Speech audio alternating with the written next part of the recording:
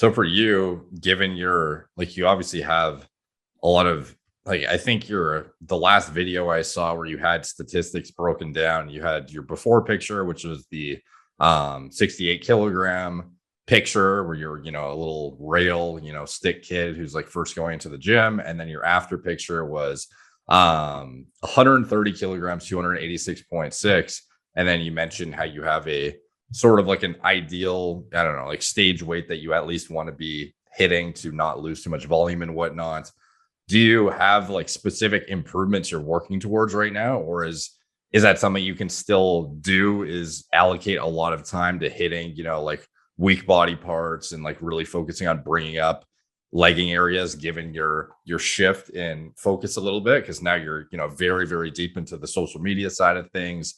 Obviously, your schedule, I would assume, is more rigorous from a social media perspective than the majority of bodybuilders who are doing this for a full-time job. So finding that balance between the two endeavors, like how have you approached that more recently now that you've had this like crazy social media trajectory? So that's the biggest struggle, Derek. I mean, with social media, it takes up a tremendous amount of time. Um, Outside of the social media, I have an IT company which does software development as well. And I mean, not that I think, but we all know someone that's competing at that level needs to live and breathe, bodybuilding, and it's 24/7. That's work. I mean, that's a career for them. So being realistic about the situation, as much as it's a goal and aspiration for myself as it has been for many years, like I said, more recently, and I would still love to one day. I mean, it we all need to have certain factors that kind of drive and inspire and motivate us, and that being one of them. But like I said, for me, my approach has shifted, where I find myself doing this more for the audience than for my own reasons in terms of Olympia. But time is very limited. I've been working 16 hours a day for the last 15 years. Yeah. We're not working 16 hours a day. I find work to occupy myself because it's just become second nature. It's just part of my daily routine. So Yeah. I've started to allocate, and I mean, this has been for the last couple of months as I've started to transition more of my time towards social media, where initially I was working, I mean, from morning to evening, I would take off and I train in the evenings, usually around 6 or 7 p.m. And then would get back and would immediately film, would edit, would upload, and then I would get straight back onto the IT side. And I would be working, replying to emails and doing proposals and things, usually until around 1, 2 a.m. Damn. And that was just my usual routine. So it got to the point a couple of weeks ago where I started to allocate more time of my day or more hours of my day towards social media. And then it got to the point where I was allocating days of my week towards social media. And now it's done 180 where I'm actually allocating hours of my day towards the software. I have employees there, and I mean, I need to look after their well-being as well. So I need to keep kind of make sure the wheels don't fall off the bus. But certainly am not allocating as much of my time towards that. And with that, it's brought on a whole new way of living for myself. The IT side is very stressful. And I tried to convince myself for many years that I was passionate about what I was doing. I mean, we spend most of our time at work, and they always say you have to be happy at work. And so I try to just convince myself, okay, well, I'm happy. I'm happy meeting people. I'm happy doing business development. I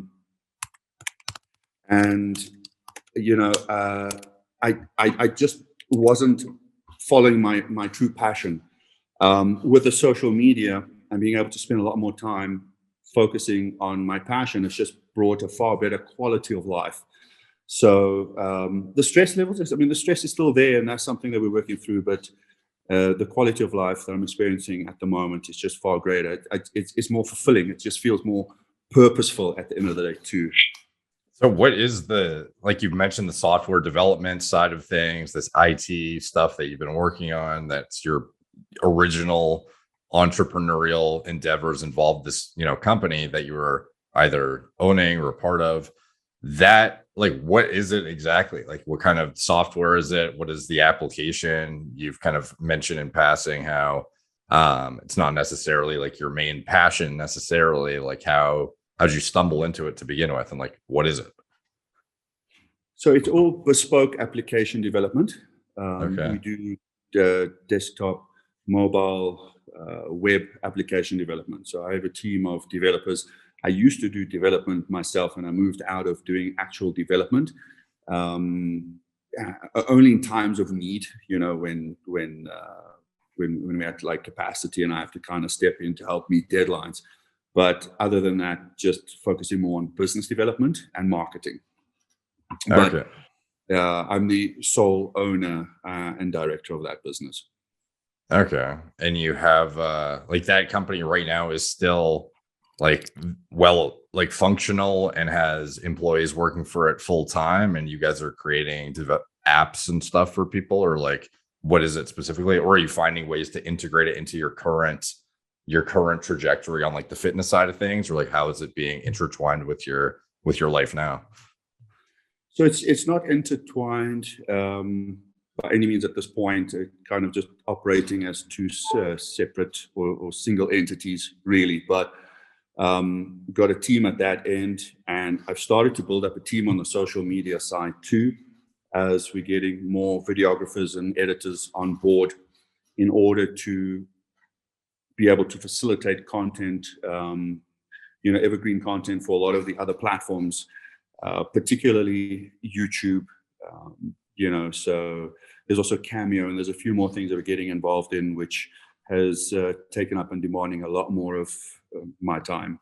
Yeah, I'm surprised. I was surprised to see you on there, to be honest, because I was like, it's definitely crossed my mind to think like, oh, this is like a quick thing that would be in high demand. I would imagine like a lot of people would probably have requests, but even the thought of adding extra like snippets of videos to my schedule, and I'm just like, damn, like I don't know if I could. Like, how many of those are you doing per day right now, or is it a daily thing?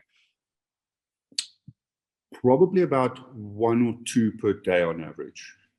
But presumably, even though they're like little quick things, I imagine you end up spending more time than anticipated on some of those, like to make sure they're good quality for the person who's getting it and whatnot.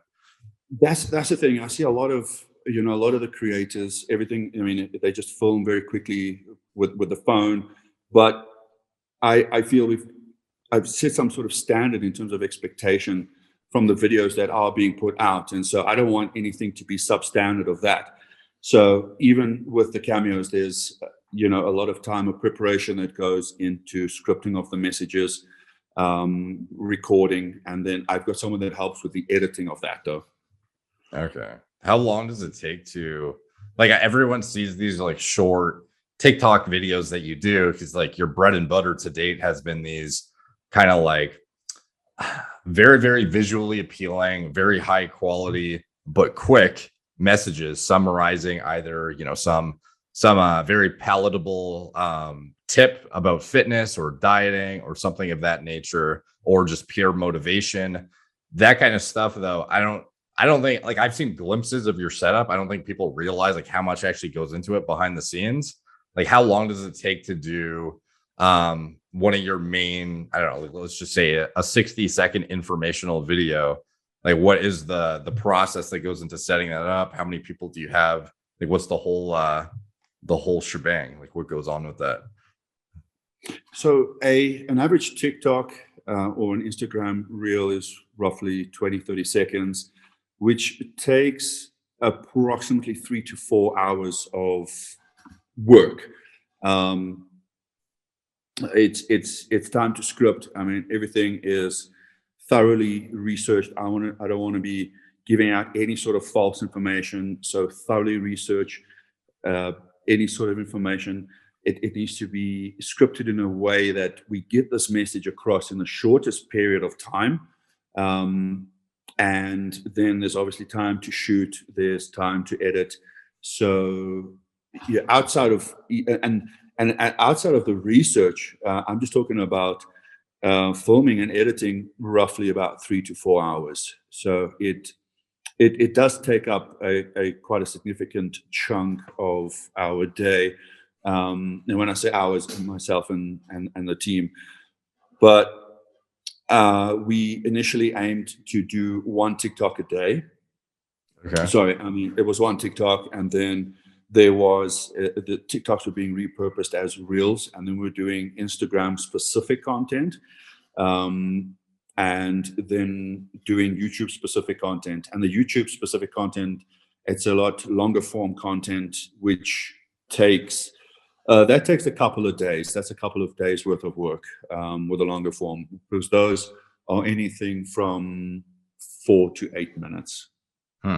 So that like process of having a whole team in place to facilitate these videos, so you have like a guy like holding lights, a guy holding, you know, the camera, a guy doing like a whole team watching you basically film. Because for me, I don't know if it's just me, but like it took a while for me to get comfortable just in camera with the camera alone in a room with it. But I'm imagining doing it with like 3 people around me at the same time. Like that's obviously an adapt, like a learning curve, I would imagine. Yeah. So so to answer your question, so there's usually about 3 of us in the room, one behind the camera, another one that's helping out with lighting or holding the lighting, microphone, assisting with something. But usually there's 3 of us, and it took a lot for me to get used to as well. I was always the kid that would run away and shy away from the camcorder when it came out, which was really only on special events or occasions, birthdays, whatever, family gatherings. And the minute the camcorder came out, I kind of fled, you know, myself and my sister as well. Because I had this conversation with her the other day, and I'm trying to encourage her. I mean, she's got very unique alternative approach to eating and with being vegan, and so I'm trying to encourage her to get into producing content and you know, getting videos out there. And she said to me, "No, I can't get used to even her standing talking to the camera." I think, you know, it was a serious adjustment, but slowly with time was able to get over the fear of the camera, and then it was the fear of, you know, having the presence of other people in the same room as well, as you mentioned. Yeah. And you know, now it's just second nature. Just become a lot more comfortable in the process, and I think that you'd be able to see in the videos itself how, you know, we transitioned or how it's progressed, rather from one of the earlier videos where we talk about doing boulder shoulders to the more recent videos going out on YouTube, you know, how you can see. And it's been now roughly 12 months. Because yeah, it was actually last year, August, September, where we started to play around. And initially we're putting out a lot of, it was more humorous kind of meme content on TikTok, and it was getting views, it was racking views, but it wasn't getting the same follow through. And then had this idea of doing educational content. You know, one of my biggest driving factors is helping out and giving back. And so it kind of sparked from an idea where I said, you know what, let's do a video on how to strap up, you know, how to strap up and how to strap onto a bar correctly. And we never actually put that video out, but that was just the kind of the turning point in terms of doing these short format educational videos and adding or providing value to the audience. And with that value came the follow through as well. Okay. So when you say the follow through, that's like a more impactful conversion of like view to follower sort of thing. Yeah. Okay. Yeah, definitely. Yeah. So like you mentioned how last August, September-ish, you kind of went all in with everything.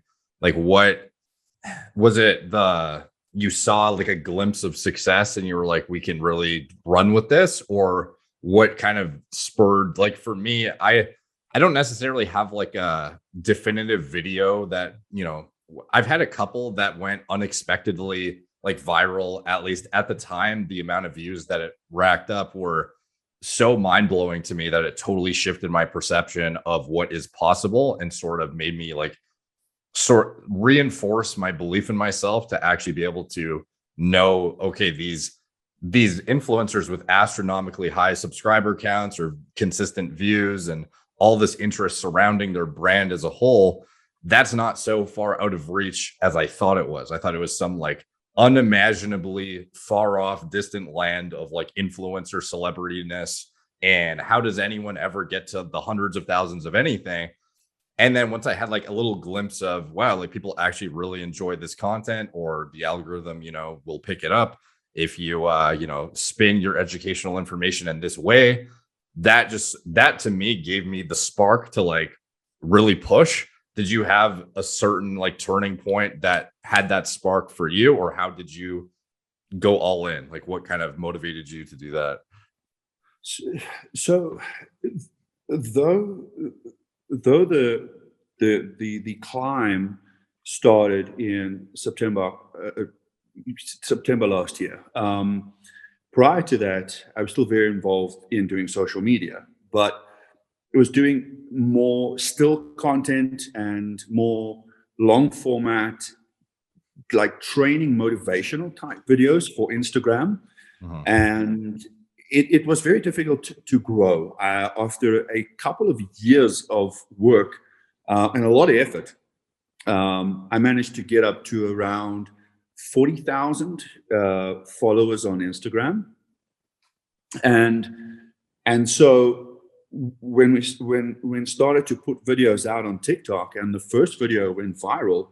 I mean, it got around 300,000 views, and that was something that was very new to me, because no video or no picture or any sort of content style that I'd ever put out on social media had ever racked up this many views.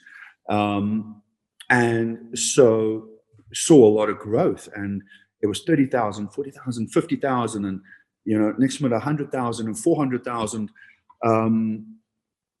And that was obviously very motivational, but and that kept us kind of pushing to put out content. But I later realized, TikTok has like what is called I refer to as more of a honeymoon phase, right? Where you start out and you put content out, and you're going to see this initial growth spurt. And whether they do that intentionally, but it's kind of like, gets the person all excited, and gets them very hooked onto the platform. And a lot of the earlier videos go viral, and then there's a general decline in that, but which we did observe as well, which I did notice ourselves on our account, on my account, but it kind of pushed through that. And it was a constant learning curve as well. I mean, if you look at the videos when it started out versus the video style now, the lighting, the camera quality, characters, body language, colors, it was just a constant learning process as well, in terms of how to engage with the audience best, and how to really, I mean, you've got a couple of seconds in which you really need to captivate them. Yeah. And yeah, so there was this general progression in terms of style and content as well, and ever evolving. Yeah, I definitely want to touch on your style for sure. Like it's very unique, and I've seen people try and imitate it to like pretty pretty flattering amounts of identical detail in the way they try and copy it, I guess. But before we touch on that, the honeymoon phase of TikTok, like this is new to me, because this is a platform that I have not successfully, you know, progress that much on. I kind of just post. I think the one thing I've noticed that is interesting is a lot of these other platforms are kind of trying to piggyback off the success of the TikTok 60-second or less, or maybe even less than that, videos that blow up, and they have, reels now for Instagram as well as shorts on YouTube. So you have this sort of um convertibility factor where it's like you can actually succeed on all of them. If your TikTok is well received on TikTok, it will likely be, or at least in some capacity, potentially well received on Instagram Reels, maybe less or so on YouTube because it's a bit more of an information heavy platform. But in general, it seems like your videos kind of pop off wherever they go. And that's obviously partially due to you, obviously. But I think also there is like a universal kind of I don't know, well received. The algorithm just seems to be more in favor of trying to copy this TikTok style that has everyone seeing as, the successful way to go right now. But vice versa, when I make like a long form YouTube video, just chopping it up into what I see as like palatable bite-sized clips and then throwing it on TikTok doesn't work at all. So like this honeymoon phase thing, do you find it's like you said, you push through it, but is this more like in the fitness industry or in general with all creators there, where they sort of, if you have something that's good, like obviously if you just post garbage on there, you're not going to do well regardless, I'm sure. But you do see some individuals with brand new accounts within a week, they have like reasonable presences on the app. And these are individuals who had no following from anywhere else. They're just starting brand new, fresh. And to me, it seems like this is almost the go-to platform for people who are getting into whatever kind of niche they're trying to be like influential in and create content around. It seems like the way to go because of this like, I didn't know there was a honeymoon period, but this just like ridiculous trajectory you can get off the bat. Like, this is a pattern you see among all of the niches of TikTok, or is it fitness industry specific? Or Yeah. Look, yeah, this is just what I've observed, myself, and I think it's definitely broad. It's just definitely across. It's a very psychological platform. If it's good content, it will generally go viral, but there needs to be sustainability within that as well. It you know it because there's so much creativity, and that's what I love about TikTok. There's so many creative styles, and it was so entertaining for me in the beginning because I was introduced to a whole new type or style of content that I hadn't seen on any of the other platforms before, and drew a lot of inspiration from different type of creators across many different segments or verticals. But it needs to be sustainable at the same sense, and so it needs to be constantly evolving in order to developing your own style in order to keep that audience retention, and obviously the growth through building a relationship with your audience.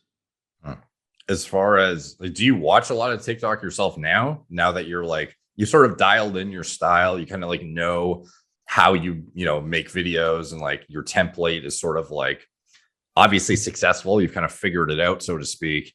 Do you still find yourself sitting on the For You page and just like mindlessly scrolling through it ever? Or are you more mindful of your time? Because I know some people who are the most successful social media influencers who literally will like delete the apps to avoid accidentally getting sucked down the rabbit hole of watching content. So I try and spend as much time on social media as possible. I actually allocate a certain time slot within my day to go through the videos, to look at what's trending, and just to kind of get inspiration and ideas, but also to interact with the audience as much as possible, and also see how other people's content is responding. But I've become renowned for having a very personal relation and engagement, and that's kind of formed this really unique community, within fitness, I would say, because I've seen it kind of stretch into across other influencers as well. But it's really about building that relation with the guys and spending as much time replying to comments and replying to DMs. So it's really a challenge. It's, with my time being spread so thin at the moment, it's difficult to find time. But I just make sure that I sit down and kind of dedicate and allocate that time to engage with the audience, but also just kind of keep in touch and keep watch as to what's trending and what's happening. And I kind of generate ideas and see where other creators are benefiting from any particular type of style, so yeah. Do you think TikTok's going to be successful and around for a long time? Like, do you think it's going to continue the way it has with this? Like, it's like overtaking the social media industry, it seems like. And I don't know if they're like some of the, like you mentioned, how they really favor viral content even to new influencers who are just starting off the bat, which I think is like pretty unique to their platform. Maybe YouTube Shorts is like getting a bit closer to that now, where they're trying to replicate it. But like the appeal of being able to build a presence out of like thin air in a matter of weeks is still TikTok's the go-to. Is there any other platforms that are emerging you have your eyes on that you're now looking at, or do you think TikTok's like the go-to for a new creator for trying to build a presence online? Or if you had to start fresh, would you do it differently? Or what do you think in terms of somebody brand new to this? So I think I personally think TikTok will be around for some time, because of the type of unique content that you can get. It gives everyone opportunity, and it gives a lot of hope to new influencers as well. It allows people to develop relationships with their audience, which otherwise you couldn't really get through the likes of Instagram. I mean, I know YouTube has generally been longer form content, and now more recently gone into short form content as well with their shorts. But it allows people to be themselves and express themselves and their individuality. And I think that's contributed largely to the success of the platform. I think they do need to adapt in order for the longevity of the platform itself. But maybe with stories, I heard. I mean, look, in South Africa, we always the last to adopt any sort of like a feature rollout is like doesn't get applied to you until like everyone else has it. Yeah. I kind of get that in Canada, maybe not as bad as you, but like my Instagram, for example, somebody will be talking about some feature and it'll be like something everyone has. And I'm just like, when do I get it? Like, cause Taking bated breath. I mean, we don't even have the creative fund here, on TikTok. Everyone's like, oh, you must be earning so much on TikTok. And I don't earn a cent from any of the views generated on TikTok.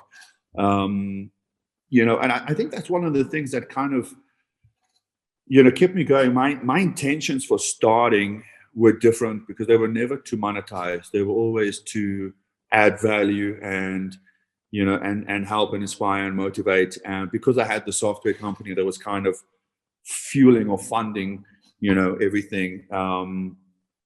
So I was never really dependent on social media. Oh, that's and just the constant comments coming through.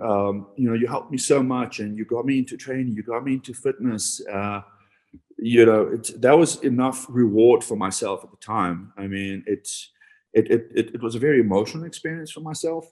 And it was only much later that brands, or that I got involved with brands, that brands started to approach me, which was the only way that I was able to monetize off of the platforms. But like I said, intentions for starting were different.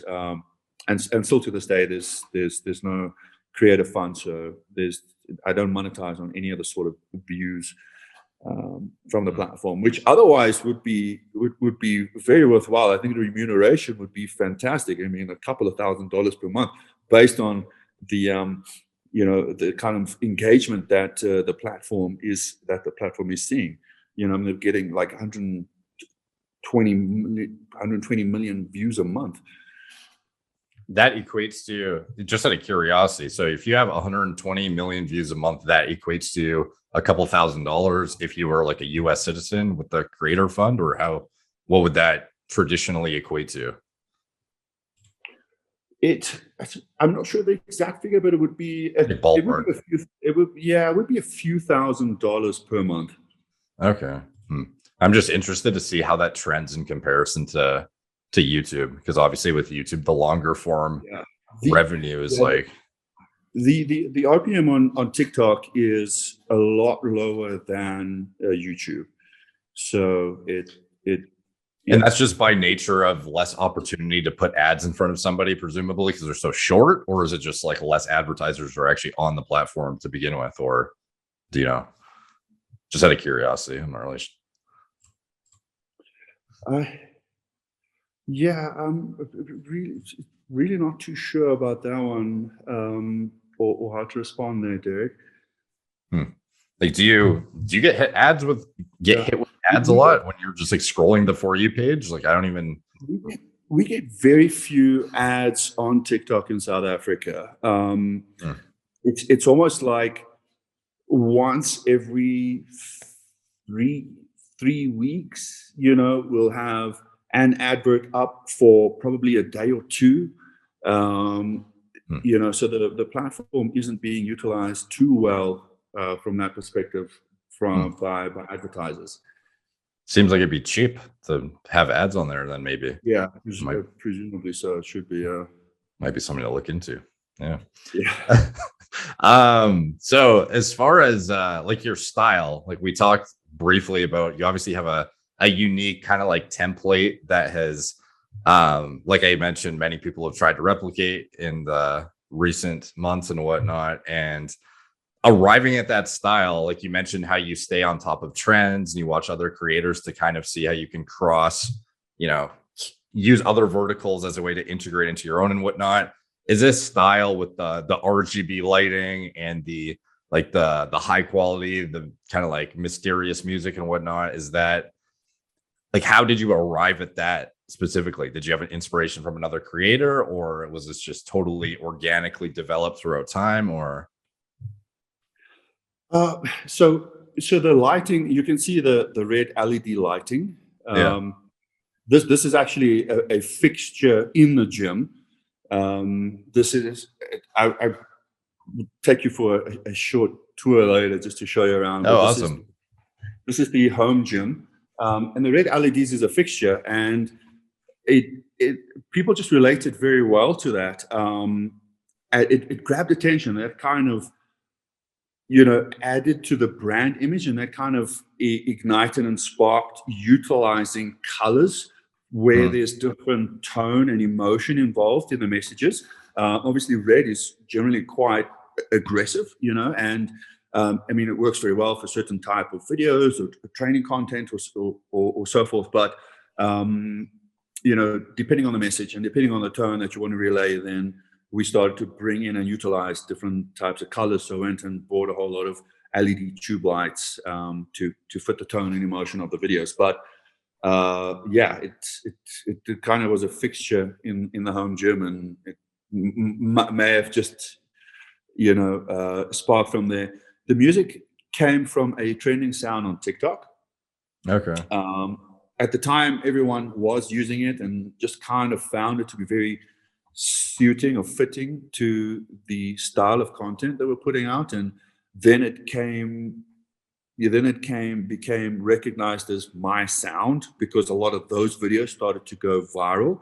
But I think it was very suited, very fitting to the style and to the type of content, maybe towards my accent as well. It added an element of mystery, and I think that kind of was very appealing to a lot of people. The mysterious aspect of it.